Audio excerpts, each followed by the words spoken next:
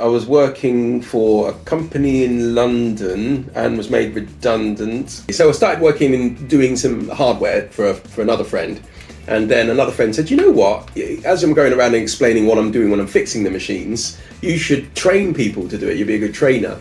So I started, I put an advert in the local paper. Yeah, I remember now. So I said, I've got £600 and I want the front page of the paper.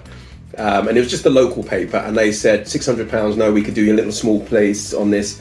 I goes, no, it's no good there. It needs to be on the front page. And I've only got this amount of money. So I've got all the artwork. I'll do all that myself. And as soon as you've got a space, if you have anything, just give me a ring. And then one day I got a ring. I was just out and about. And they said, oh, have you still got that artwork and the 600 quid? And I'm, yeah.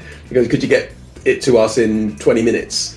Well, hang on. So I rushed home, emailed the artwork over to them, and yeah, got it into the paper. And I think it was just computer lessons for £10 at the time, £10 for the hour. And most of it was setting up printers and, you know, the basic stuff back in sort of the early 2000s. Where I lived, there was a lot of elderly people that they bought all of the latest equipment, but they didn't know how to use it. Yeah, those Mac, PCs. They were the first, they were our first clients. How do you feel your approach differs to Simon's approach?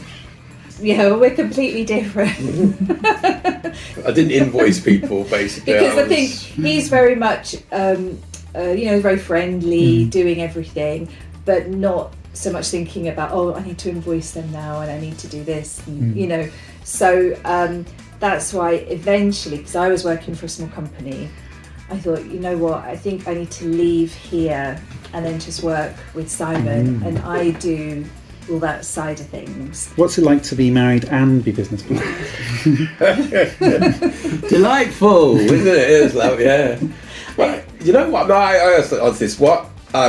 Obviously, we're quite strong personalities, both of us, and you know, it can obviously create a bit of friction. But I think one of the things where the difficulties happen is when roles are crossed. That's what I think I find. So, say for instance, you know, there is something to do with money.